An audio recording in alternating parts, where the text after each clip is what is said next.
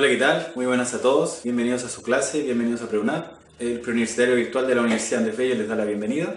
Hoy con un problema que tiene que ver sobre geometría. Bien, como dice acá en la figura ABC, el triángulo ABC es un triángulo rectángulo en B, es decir, que en B está el ángulo recto.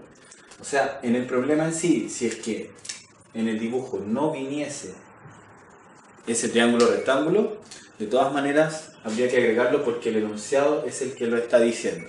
Y en eso sí me voy a detener un poco antes de seguir avanzando en el problema, en que hay que fijarse bien en algo que es fundamental en los ejercicios de geometría. El enunciado, es decir, el escrito, es el que manda en el problema. El dibujo es una representación de lo que está escrito acá. Por lo tanto, el enunciado siempre va por delante de lo que es el dibujo. Si, por ejemplo, tú estás en un problema de geometría y ves un cuadrado en la figura, pero en el enunciado dice que es un rectángulo, tú lo debes considerar como un rectángulo. Esa idea es fundamental para poder desarrollar bien los ejercicios que tienen que ver entonces con esto. Bien, bueno, entonces continuando, es triángulo rectángulo en B y DE es paralelo a BC. Ese tramo es paralelo al de acá. Entonces se nos dan algunos datos: si AB mide 12, AC mide 13 y DE mide 2, se nos pide calcular EB, que sería el tramo que está acá. Bien, acá, ¿qué es lo que podemos hacer y cuáles son las ideas que tenemos que tener? Lo primero, que uno de los datos fundamentales, bueno, aparte de que el triángulo es rectángulo, el otro que es fundamental es que dice que hay dos rectas que son paralelas. Y en eso vamos a tener el siguiente concepto. Si yo, por ejemplo, tengo dos rectas y voy juntando paralelas, en el fondo lo que yo voy a ir construyendo triángulos, donde esos triángulos, todos ellos van a compartir un ángulo que es inicial, que sería este de acá. Entonces, por ejemplo, acá yo tengo un triángulo, sería este. Pero también está este triángulo. También estaría el de acá. Y entonces lo que va generando eso es una proyección de este mismo triángulo. Eso significa que la proporción de los lados de este triángulo es similar a la proporción de los lados del otro, y la proporción a los lados del otro, y así sucesivamente. ¿Bien? Entonces, eso es súper importante para poder desarrollar los problemas. Más allá de cuando uno, de hecho no quiero decir el nombre del teorema por lo mismo, cuando uno está en geometría se esfuerza demasiado en querer memorizar ciertos teoremas en desmedro de tratar de entender desde dónde vienen. ¿Bien? Entonces la idea de cuando yo tengo dos rectas que parten desde un punto, como acá, y se trazan paralelas, cruzando las dos rectas, en el fondo se van generando triángulos.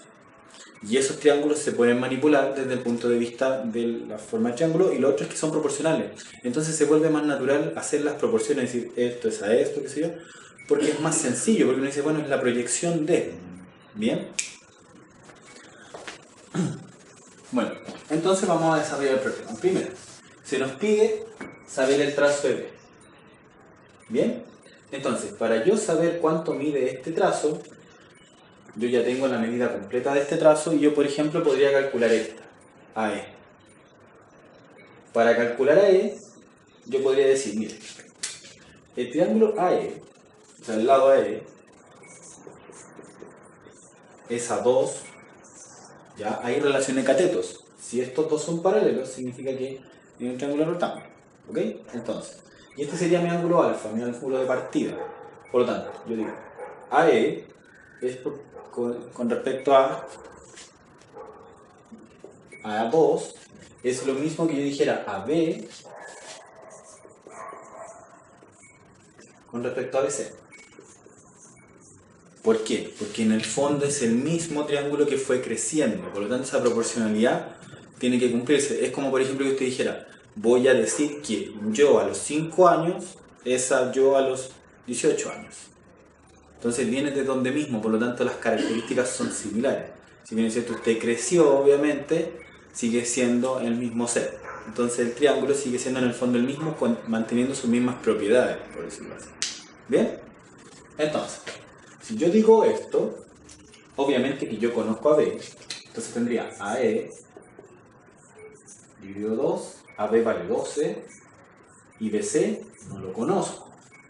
Por lo tanto, ahí surge la problemática que tengo dos incógnitas y entonces tengo que saber resolver alguna de esas dos incógnitas. Entonces, ¿qué es lo que voy a hacer? Voy a pensar y ver cuál podría yo calcular, si es posible que calcularé AE o BC. ¿Bien? Entonces, eso depende de los datos de cada triángulo. En este caso, por ejemplo, tenemos AB, AC, o sea, tengo un cateto y tengo la hipotenusa del triángulo más grande. Del triángulo pequeño no, tengo solamente un cateto. No tengo el ángulo, podría hacerlo con el ángulo, pero no lo tengo. Por lo tanto, yo conozco el triángulo mayor.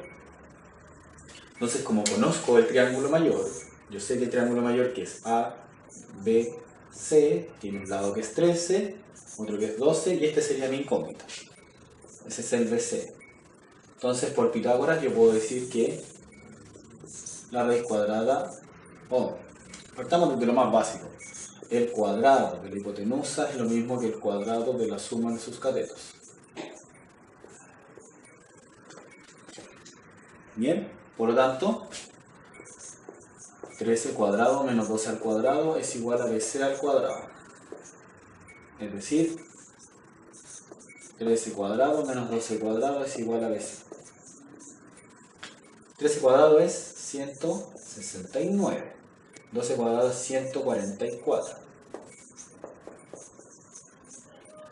Restemos esto. 44, 54, 64, más 5 son 25. Entonces esto es raíz de 25. O sea, 5. BC mide 5. ¿Cierto? ¿Sí? Ya.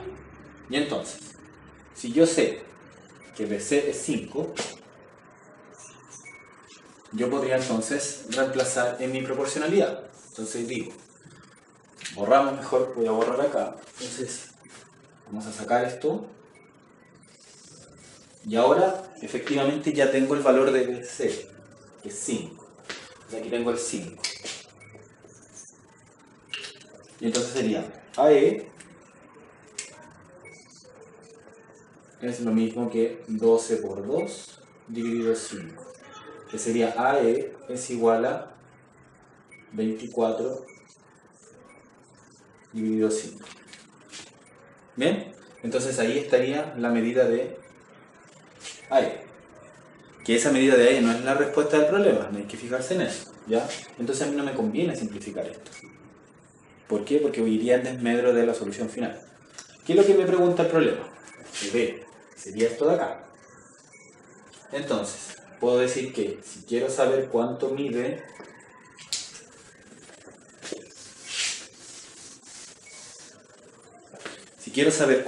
EB, yo podría decir esto.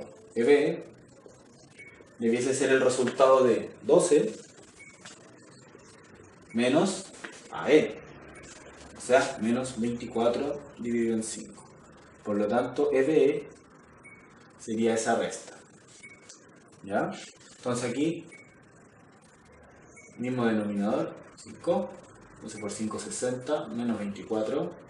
Entonces EB mide, si le resto 20 ya es 40, restando 4 más son 36. Entonces, ¿cómo yo hago este tipo de divisiones? Si estoy en la PSU, si no estoy con calculadora, ¿cómo se hace? Tienes que escribirlo hasta la multiplicación más cercana. 36, que sea múltiplo de 5, el anterior, 35. Entonces se puede escribir así, 35 más 1 dividido 5. Entonces tú puedes decir, ya, mire, EB es 35 dividido 5 más 1 dividido 5. El 5 en el 35 son 7. Más una fracción. Y aquí tú puedes revisar las alternativas si es que inmediatamente está el único que tenga 7, que en el caso de acá, que sería la E. Efectivamente sería la E. O si no, ya tendrías que entrar a hacer la fracción. Pero un quinto es una fracción que es conocida, que es 0,2. Así es que el resultado de B sería que mide 7,2. ¿Bien?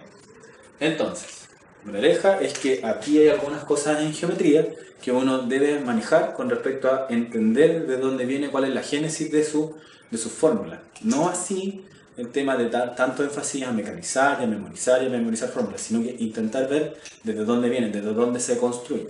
Bien. Bueno, espero que les haya gustado este problema. Si es así, recuerden darle like y suscribirse al canal. También estamos constantemente revisando los comentarios para poder contestar sus preguntas. Bien, así es que me despido. Que estén muy bien. Chao.